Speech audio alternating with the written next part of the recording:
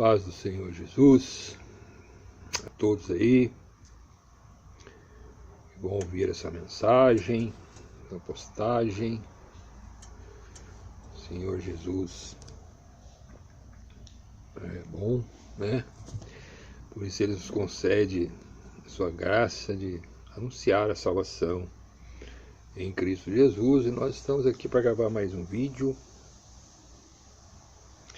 E é o vídeo de número 39, esse será o vídeo de número 39. Nós paramos aí no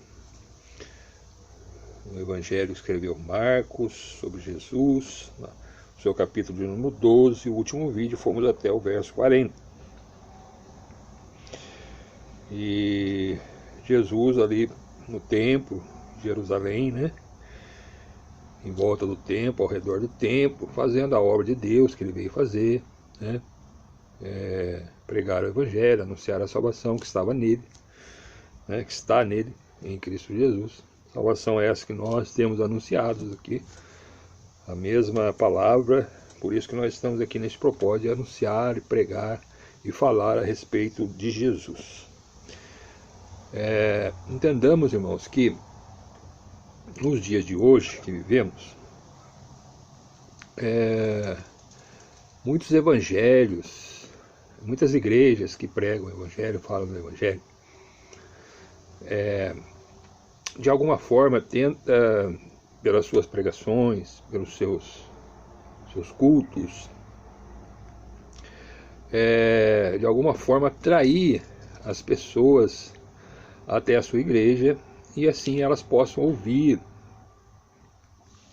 a palavra de Deus, se arrepender de seus pecados, crer em Jesus, serem salvos, né? Eu creio que, né, a grande maioria das igrejas tem esse propósito em seus corações, né, nas suas doutrinas, pregar a salvação em Cristo Jesus. Mas nós não podemos esquecer, né, que nós temos por obrigação pregar a verdade. E muitas vezes a verdade confronta, né, os pensamentos das pessoas que não conhecem o Senhor, por causa dos seus pecados, dos nossos pecados, né? Eu fui muito resistente à graça de Deus, não é?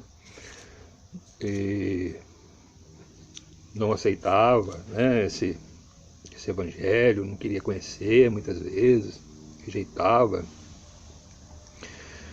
Mas aprove a Deus, né, me chamar e se revelar a mim, e hoje eu estou aqui, né, convicto da minha salvação e pregando esse evangelho.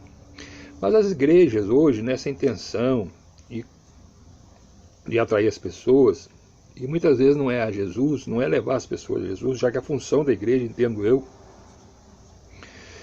é a mesma função, por exemplo, de João Batista, dos profetas, levar as pessoas a crerem em Deus, crerem em Jesus, né, se arrepender dos seus pecados, reconhecer que é pecador, não é? E aí assim serem salvas. Mas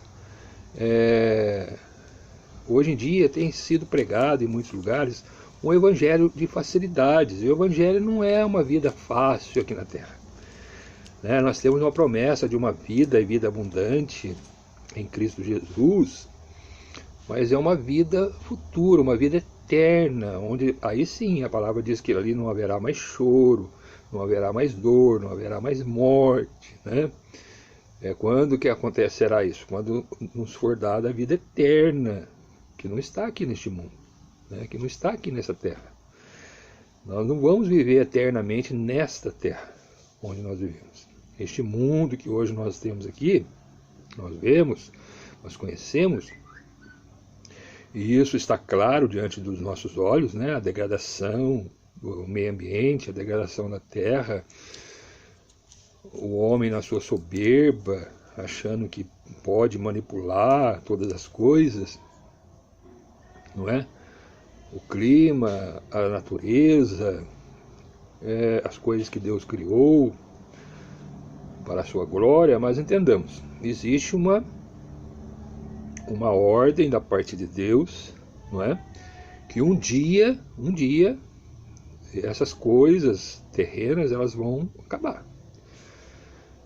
E aí não é? Quem tiver Jesus, né? Quem pôs sua fé em Cristo, porque é para isso que Cristo veio, para remir os pecadores de seus pecados, né? Remir e dar a vida eterna. Morreu a nossa morte, nós conhecemos o Evangelho, né? Já tenho falado bastante a esse respeito aí. Mas essa vida com Deus, que é uma vida santa, uma vida aqui de renúncia das coisas mundanas, do pecado, das injustiças deste mundo, de uma vida carnal, pecadora, não é? Muitas vezes não é falada, né, nas igrejas, com medo das pessoas rejeitarem o Evangelho. Mas entendamos, não adianta eu pregar uma falsa salvação às pessoas, um falso Evangelho. Eu tenho que pregar o Evangelho real, como ele é. Né? João Batista fazia isso, Jesus fazia isso, os apóstolos faziam isso. Enfim, né? Nós temos que pregar que a graça de Deus nos é concedida, né? Concedida a nós, mas no momento que recebemos a graça, a evidência que recebemos essa graça da salvação é a mudança de vida, mudança de caráter. Por isso que muitas pessoas julgam, né, aqueles convertidos, principalmente aqueles que foram muito pecadores. Por exemplo, as pessoas acham que o homossexual, por exemplo, que é um pecado como outro pecado qualquer, né, ele não consegue se arrepender dos seus pecados e ter uma vida santa, uma vida diante de Deus, uma vida de um salvo diante de Deus. E nós conhecemos, eu conheço pessoas que tiveram uma vida devassa, uma vida vendendo seu corpo, né, na prostituição, enfim, né, travestis, e pessoas receberam a graça de Deus, se converteram dos seus maus caminhos, se arrependeram dos seus pecados e hoje é uma bênção na mão de Deus, né? Então há salvação para o pior dos pecadores, assassinos, muitas vezes, pessoas que cometeram pecados abomináveis, matando pai, matando mãe, matando filho.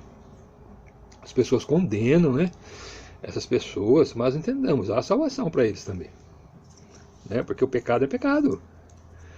Existem pecados que têm consequências mais graves para a pessoa que pratica. Por exemplo, uma pessoa que assassina alguém vai ter que pagar, né, o preço numa cadeia, uma pena, né? Então a consequência do pecado é mais grave para esse, consequência do mundo aqui, no mundo que eu estou dizendo, né, do que para aquele, por exemplo, que mente, né, que também é pecado. Então uma mentira, às vezes, não tem consequências, vamos dizer assim, mais graves. Mas para Deus, pecado é pecado. E a palavra diz que todos pecaram. Né? Todos pecaram. E todos foram destituídos da graça de Deus, da presença de Deus, não conhecem a Deus. E estão destinados à morte, morte eterna. Todos. Os assassinos, os mentirosos, os idólatras, os homossexuais, não é? Todos que cometem pecado, qualquer tipo de pecado, mesmo aqueles pecados que não são muito assim tido, né, pelos seres humanos como muito graves,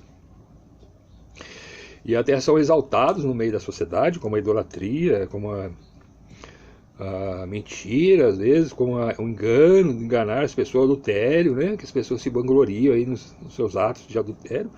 São pecados que para Deus são abomináveis e serão punidos com a morte, morte eterna.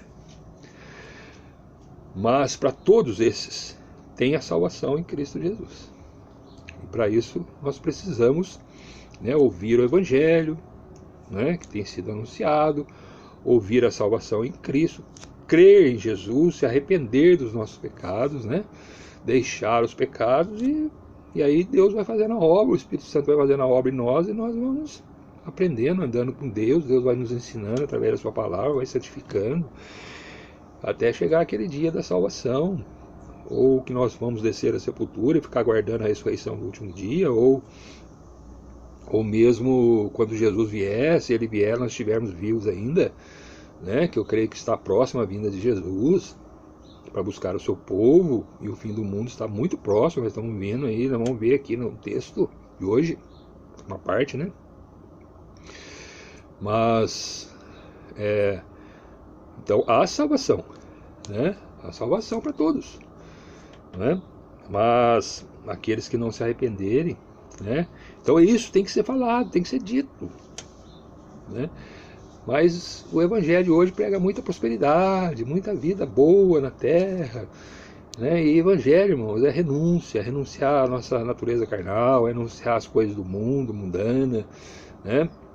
Resistir ao diabo que nos tenta a todo momento. A palavra diz que ele anda ao redor tentando nós, nas nossas fraquezas, né?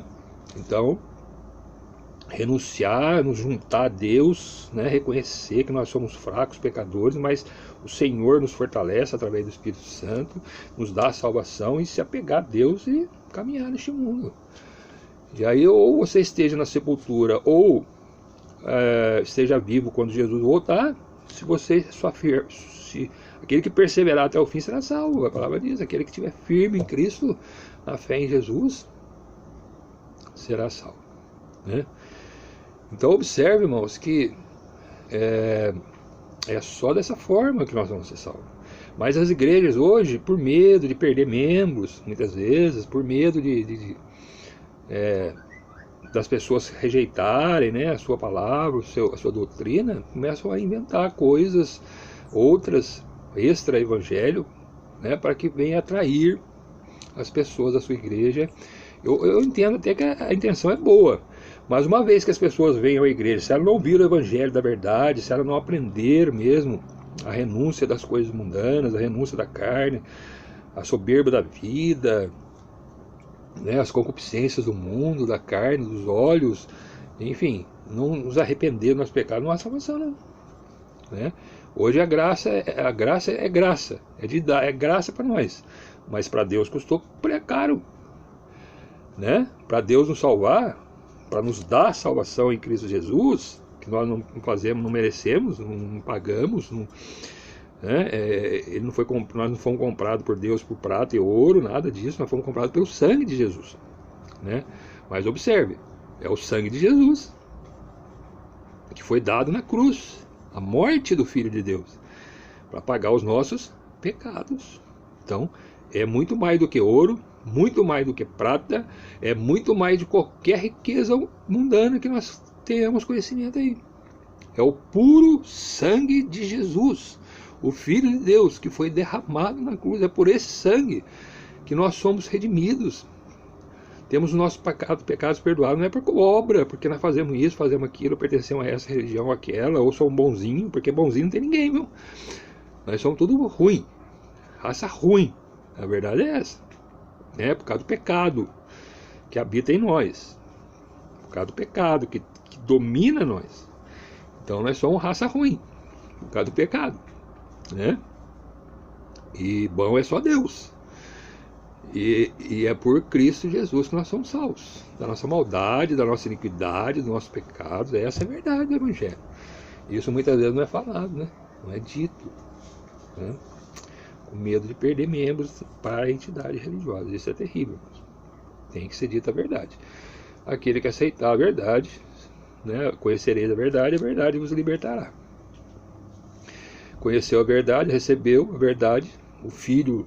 Se o Filho vos libertar, verdadeiramente sereis livres, né? E aí você vai passar a ter uma vida santa com Deus. Esse é o Evangelho. É duro muitas vezes, exige renúncia da nossa parte, mas é o Evangelho que salva, né? Dói, muitas vezes temos que cortar, né, coisas que nós gostamos de fazer, né? Eu mesmo fumava, bebia, eu fazia coisas aí que não agradavam a Deus. Mas hoje, pela graça e misericórdia do Senhor, que me alcançou, que me sustenta, eu tenho renunciado a essas coisas, conseguido não por mim, mas por Cristo que habita em mim, né? Então é esse o Evangelho, né? E eu tenho que estar sempre vigiando, vigiando em oração, em leitura da palavra, em comunhão com os irmãos, comunhão com Deus, né? Pedindo a misericórdia de Deus todos os dias, que erramos, falhamos todos os dias, né? E a misericórdia de Deus é que vai sustentando nós, Amém? Então deixa essa mensagem aí. Vamos lá partir para o verso de número 41, capítulo 12 de Marcos. Jesus ali próximo ao templo, como já dissemos aqui, instruindo, né, falando ali, confrontando os fariseus, os religiosos, questionavam Jesus a respeito de diversas coisas, diversos dos mandamentos, a respeito que ele não era o Messias nada, que o Messias via da descendência de Davi, e ele estava dizendo que ele era filho de Deus, enfim, questionava Jesus por várias coisas e vários motivos aí. Mas Jesus, com a sua paciência, né, muitas vezes ele era duro também, né, nós vimos aqui, às vezes ele, né, certa feita ele entrou no templo, derrubou as mesas dos cambistas, né, as pessoas que vendiam coisas no templo, confrontava muitas vezes com palavras duras os fariseus. Nós vimos tudo isso aí nos vídeos e vamos ver mais ainda. E Jesus colocou-se num lugar aí e ficou observando as pessoas que ofertavam no templo. Vamos ver esse texto. Está aí do verso 41 ao 44. Diz assim: estando Jesus assentado defronte da arca do tesouro. Então era uma arca, um lugar onde as pessoas depositavam suas ofertas em dinheiro ali, chamada Arca do Tesouro. O que ele fazia? Ele observava a maneira como a multidão que ia até ali lançava o dinheiro na Arca do Tesouro. E muitos ricos deitavam, colocavam ali muito dinheiro. Diz aí a palavra, no verso 41. Vindo, porém, uma pobre viúva, deitou 2 pequenas moedas que valiam 1 quadrante, né? Valia ali poucos centavos ali. E chamando os seus discípulos, disse-lhes, né? Falou para os discípulos: em verdade vos digo que esta pobre viúva deitou mais do que todos os que deitaram na arca do tesouro. Então, né? Por quê? Porque todos ali deitaram do que lhes sobrava, né? Eram ricos, então sobrava e ia lá e dava e ofertava ali na arca do tesouro, deixava o dinheiro ali. Mas esta mulher, esta viúva pobre, da sua pobreza, né, deitou ou ofertou ou deixou ali tudo o que tinha, todo o seu sustento. Olha para você ver como é o Evangelho, né? Deus olha, irmãos, para nosso coração, né? Então o que aconteceu ali? Jesus observando ali, sentado no lugar, observando as pessoas indo até o templo, onde se adorava a Deus, né? Ofertava animais ali, sacrifício, aquelas coisas todas, e também tinha um lugar chamado aí, Arca do Tesouro, onde as pessoas ofertavam dinheiro ali. E os ricos iam lá e deitavam muito dinheiro. Jesus observava isso, né? Aí no meio disso foi uma pobre viúva lá e colocou 2 moedinhas, que valia pouquinho lá, né? Diz aí quadrante, né? O valor daquela época, dinheiro, creio que alguns centavos, né? E aí ele colocou isso para os discípulos, né? Tá vendo aí, ó? Essa mulher aí, apesar que foi pouquinho que ela depositou ali, deitou ali, mas ela deitou mais do que todos. Por quê? Porque todos os ricos, os que foram lá e deitaram muito valor em dinheiro, eles deitaram do que estava sobrando para eles, né? Mas essa mulher deu tudo que ela tinha, todo o seu sustento. Então, irmãos, na verdade, Deus, ele não precisa de dinheiro nosso, né? Aliás, Deus não precisa de nada de nós, nada, absolutamente nada, né? Na verdade, tudo aquilo que Deus precisa que eu esteja pregando a palavra aqui, anunciando a palavra, não. Deus precisa que eu vá na igreja? Não. Deus precisa que eu dê oferta, dízimo? Não. Deus não precisa nada disso, certo? Quando Ele deixa, vamos dizer, concede a nós fazer essas coisas, é para o nosso bem mesmo, não é para o bem de Deus. O que nós podemos dar para Deus, irmãos?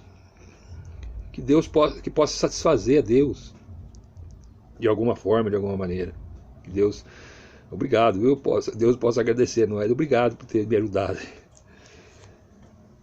Deus, irmãos, Ele é soberano, Ele é dono de tudo, Ele é dono da minha vida, da sua vida, dono do mundo, né?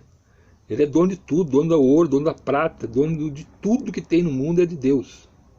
O homem não tem nada, nada, nem a sua vida, nem o ar que ele respira, nem a comida que ele come vem dele mesmo, nem o trabalho. Se Deus não quiser que você trabalhe, Ele fecha as portas e você não fica sem trabalho. Então, tudo é de Deus. Nós precisamos entender isso, né?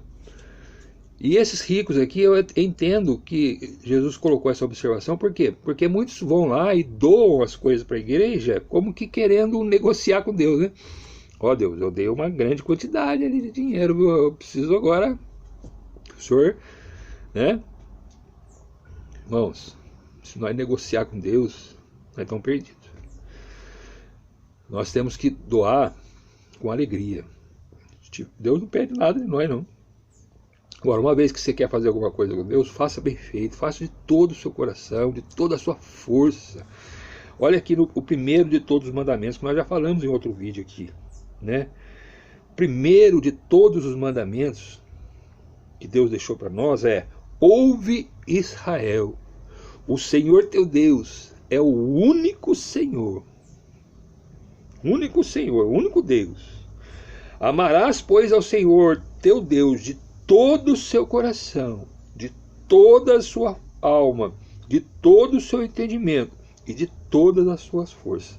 Este é o primeiro mandamento.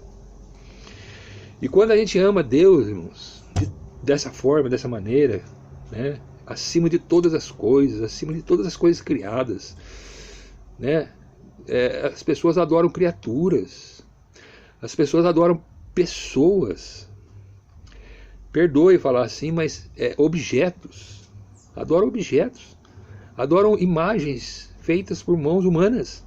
Ah, não, adoro, eu venero é a mesma coisa, irmão, adorar, venerar, considerar, honrar, enfim, é um pedaço de gesso, perdoe, mas é verdade, tá vendo? A gente tem que falar a verdade, eu não quero aqui ofender ninguém, não, a fé de ninguém, não, mas é verdade. As pessoas adoram pastores, as pessoas adoram templos, né? Vão lá, adoram os templos feitos por mãos humanas, igrejas, né? Fizeram aí na cidade de São Paulo um templo de Salomão, né? E as pessoas vão lá e vê. Irmãos, misericórdia, não está preocupado com essas coisas. Essas coisas vão ficar tudo aí no mundo, vão acabar, não vai ficar pedra sobre pedra. Dinheiro, sua casa, seu carro, seus bens materiais. Se Jesus não voltar até lá, quando você morrer, você vai sozinho, só você no caixão. Você não vai poder nem ir com as suas próprias pernas, alguém vai ter que levar você lá e depositar você no pó, e ao pó você vai voltar. Então, irmãos, porque nós somos pó, nós não somos nada, eu não sou nada, ninguém é nada. As pessoas se vangloriam de tantas coisas, né? Mas nós não somos nada, irmão, não somos nada. Mas observe, irmãos, que Jesus mostrando para eles, tá vendo? Ó, essa pobre viúva, ela deu tudo que ela tinha, então ela me amou, né? Com tudo que ela tinha. Pouquinho, era pouquinho, 2 moedinhas lá, mas era o que ela tinha, todo o seu sustento. Enquanto outros vão lá e davam do que estava sobrando, né? Então, meus irmãos, certa feita, a Bíblia conta também de um jovem, que já falamos disso aqui, né, dessa passagem em outro vídeo, mas só para ilustrar aqui, para trazer um melhor entendimento. Jesus andando aí pelos caminhos, veio um jovem e adorou, se prostrou diante dele. E fez a seguinte pergunta para Jesus: mestre, bom mestre, começou assim a conversa, o que farei para herdar a vida eterna? E Jesus deu uma lição para ele. Ele fala assim: por que me chama bom? Bom só tem um, que é Deus. Então Deus estava mostrando para ele que ninguém é bom, porque ele, pelo jeito que ele chegou lá, se apresentou diante de Jesus, ele estava achando que ele era bom, né? Então Deus já deu esse entendimento para ele, logo de cara. Ninguém é bom. Por que você está me chamando de bom? Ninguém é bom. Bom é só Deus. Lógico que Jesus era bom, né? Jesus é Deus em carne que estava aqui. Mas Jesus estava falando ali com ele como homem, né? Então, para dar lição para ele, porque ele chamou Jesus de bom mestre, ele colocou isso. Jesus começou assim, ó, bom não há ninguém. E aí Jesus falou para ele, ó, vocês sabem o mandamento. E cita alguns mandamentos para ele, para aquele jovem. Aí aquele jovem falou assim, então, tudo isso, mestre, tudo isso, Senhor, eu tenho feito desde a minha mocidade, eu tenho cumprido esses mandamentos aí. Não é? O que mais que eu tenho que fazer? Aí Jesus olhou para ele, né, e amou aquele jovem. A palavra diz que Jesus amou aquele jovem, né, e falou para ele assim, olha, falta uma coisa para você ainda. Vai, vende tudo que você tem, dá aos pobres e segue-me. E terás um tesouro no céu. E terás um tesouro no céu. Que tesouro no céu é essa? A vida eterna com Deus, morar com Deus, viver com Deus eternamente, com Jesus. Aí sim, uma vida abundante, uma vida plena, mas não neste mundo, não aqui neste mundo, né? Aí a palavra vai dizer que aquele jovem se entristeceu com essas palavras de Jesus. E virou as costas para Jesus triste e foi embora. Ou seja, rejeitou Jesus. Mas Jesus quer tudo isso de nós, quer que nós vendamos tudo, demos os pobres e vamos seguir a Ele? Não é isso. Jesus quis mostrar para aquele homem o pecado dele. O pecado, ele estava firmado, na verdade, nas suas riquezas. Então, isso que eu estou dizendo, muitas igrejas hoje pregam assim. Se você for próspero, se você for ter dinheiro, se você for bem, você é abençoado por Deus. Tá certo, tudo isso vem de Deus, nós somos abençoados mesmo. Mas o mais importante é você amar a Deus. Ao ponto de, se Deus pedir para você entregar a sua vida inteira para Deus, você assim fizer. Deus conhece o nosso coração. Observe Abraão, o que aconteceu com Abraão. Abraão teve um filho, depois já na sua velhice, por nome de Isaac. Não é? Abraão foi chamado por Deus, e certo tempo Deus pediu a Abraão o seu filho em sacrifício no monte. E Abraão foi lá e levou o filho. Quando ele estava para sacrificar, imolar o seu filho, Deus então, né, interviu e disse a ele, agora eu sei que você, não é que ele não saiba, né, para Abraão, para provar a prova que Abraão, que Deus colocou para Abraão, né, para mostrar, e viu que Abraão realmente amava a Deus até sobre o seu filho Isaac, ao ponto de entregar o seu filho Isaac em sacrifício, se assim Deus quisesse. Deus viu, né, e pediu que ele fosse sacrificado, apresentou ali um cordeiro, um animal, que estava amarrado ali, e o animal foi ofertado em lugar de Isaac, né? E aí Deus poupou a vida de Isaac. E é o que Jesus fez para nós, né? Nós temos que morrer por causa de nossos pecados, mas Jesus morreu em nosso lugar. E uma vez que nós entendemos isso, irmãos, que Deus morreu a nossa morte para nos livrar da morte eterna e da condenação do último dia, do pecado, do juízo que virá sobre todos. Muitos não acreditam, mas virá, irmão. Quer queira, quer não queira, acredita ou não acredita, virá sobre todos. Mas aqueles que são de Cristo, aqueles que se entregaram verdadeiramente de todo o seu coração a Deus, por meio da fé em Cristo Jesus, esses serão salvos, né? Então, o que Jesus quis mostrar para os discípulos aqui nessa passagem, onde ele falou ali dessa viúva, que deitou ali tudo que ela tinha, deu tudo que ela tinha, todo o seu sustento, em oferta a Deus, né? Porque ela estava na integridade do seu coração. O tempo estava corrompido, estava aí, Isso é problema do templo lá, do sacerdócio, Deus vai tratar lá, certo? Mas para aquela viúva, ela deitou ali tudo que ela tinha, todo o seu sustento, enquanto outros davam o que sobrava. Deus não quer sobra, Deus quer a nossa vida, nosso corpo. Por isso que Deus olha para o coração. Deus olha para o meu e o seu coração. Deus não quer sobra, irmão. Deus não pede coisas, nada, porque Deus não precisa de nada, mas Ele quer a nossa vida para Ele. Ele quer o nosso coração para Ele. Ele quer nos dar a vida eterna, mas para isso Ele tem que perceber isso em nós. Ainda que Ele saiba, né? Conhece todas as coisas, tudo vem dele. Mas Ele tem que mostrar isso para nós, né? Que nós precisamos deixar tudo. Como essa viúva aqui, né? Apesar de ser pobre, na sua pobreza, ela ofertou tudo que ela tinha, enquanto outros davam do que sobrava. Então Deus não precisa de sobra de nós, né? Ah, sobrou um tempinho, eu vou na igreja, né? Não tem o que fazer, eu vou ler a Bíblia. Não tenho que... eu vou orar, né? Não estou fazendo nada, não vou orar. Irmãos, todas essas coisas são importantes nós fazermos em nossa vida. Oração, leitura da palavra, comunhão com os irmãos, adoração a Deus, louvor, todas essas coisas. Mas todas essas coisas têm que sair em primeiro lugar da nossa vida. Não aquilo que sobra, não o tempo que sobra, né? Orai sem cessar, em todo o tempo, estar andando com Deus, né? Em pensamento, em coração quebrantado diante de Deus. É isso que Deus quer de nós. Amém? Eu ia começar aí o capítulo 13, falar alguma coisa a respeito do sermão profético que Jesus disse.